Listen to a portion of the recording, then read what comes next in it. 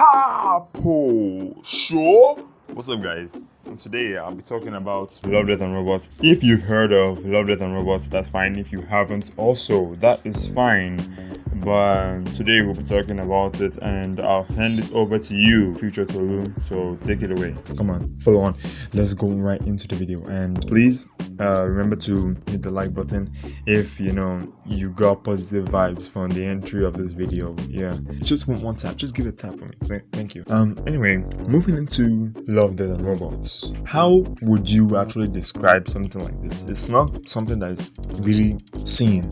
It's a very, very great concept, but hardly you see anything like it.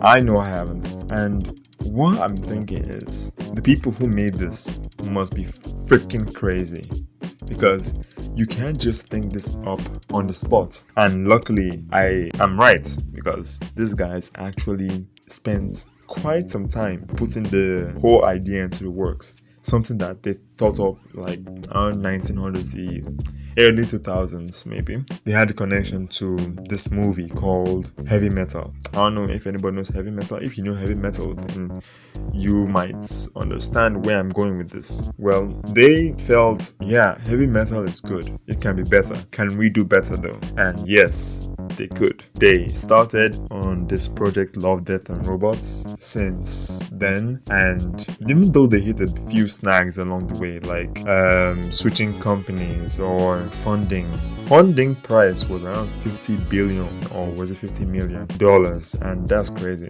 for this production. That was crazy. I wasn't expecting that amount. And even though there was some kind of hiccups along the way, because one of the co-writers, was it Tim Miller or David Fincher, had a kind of problem with the company who actually first agreed to their productions, which was Paramount Pictures, make the show with them. But after that little argument they might have had over this show that really I've never heard it before. Well, they were then moved over to Sony's Columbia Pictures, where the production continued, and eventually, yeah, bam, bada bing, bada boom, went fine and it was made. But then another problem, happened, because problems happen, and they couldn't find someone who was willing to distribute their video, their work, their dream. Yeah, for years and years, they waited and had hope that yes, we know that this project is wonderful. Immediately it hits the stands, it's going to fly right off the shelves. And exactly what they thought happened, as Netflix would pick the show up and put it on their site where people can watch it. And like after they put it on the shelves, damn, it really flew. Like people watched, people loved it. Like high rating marks from critics, from websites, ratings, everything was on a high level. So you would think, why didn't anyone agree to this before? Why did Netflix actually get to pick out of the trash and find this diamond? You would be like, come on, this guy should have known better. You wouldn't blame them, because considering the times, something like this was really unheard of. Mostly the reason why people didn't want to do this back then, there was so much nudity, so much sex, so much violence, so much R-rated scenes in it, that a kind of audience that they had back then would feel kind of uncomfortable with the idea of the show. But now, 2019 happened, and people were more open to the idea of sexuality and everything like that, with like Netflix making other shows like, I don't know, Game of Thrones or Witcher, whatever have you, man. And they saw that, yeah, animated kind of things work too. If you take the example of Adult Swim's Rick and Morty, people really vibed with Rick and Morty. I like Rick and Morty. Rick and Morty is amazing.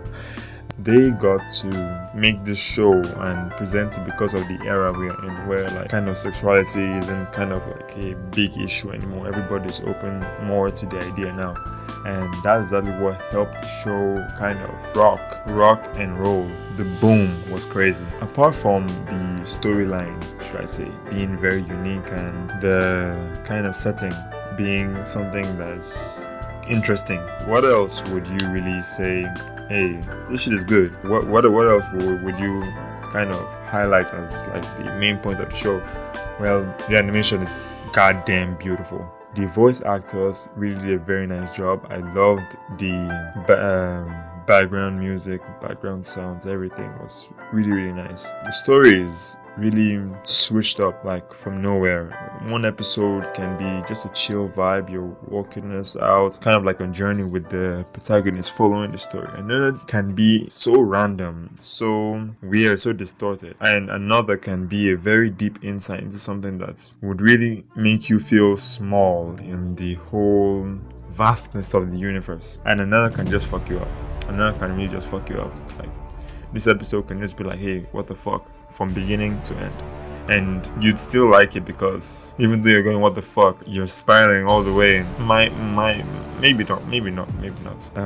Some scenes here are really disturbing. But yeah, I really appreciate the studio who went and did the work and made this so wonderful. Studio Blur would actually take huge credit for this. I mean, a round of applause for them. They really stepped it up. And if you think you might need something like binge worthy, the episodes aren't really that long. If you're thinking that, oh, I have to sit down through like 35 episodes of Love, Death and Robots, no, you can pretty much watch it and time just flies by. Each episode is very short, concise, gets straight to the point, gets their point across, along with the beautiful animation, voice acting that keeps you in tune with everything that's happening. So you don't really feel time blowing by you as you just keep tapping next episode. And luckily for you, there are 3 seasons out right now. That's 35 episodes in all. 18 in the first one, 9 in the second, and 8 in the third. Or maybe it's 8 in the second and 9 in the third. Something like that. You should really give it a shot if you haven't. If you haven't watched Season 3, Season 3 came out 2022, you can feel free to head over to Netflix and watch yours. Or, I don't know, other sites exist. I'm not going to imply anything, but you understand from my gesturing, you can feel from the way I'm talking that there are other sites you can get this from. Okay, I don't advise you go there. Wink, wink. Yeah, pretty much what I have to say. Thanks for watching, and I'll see you in the next episode, which will be probably very soon. Subscribe, like if you haven't. If I said something nice, said something smart, come on, comment down in the comment section. Yeah, see you later, guys. Oh, okay. Oh, no.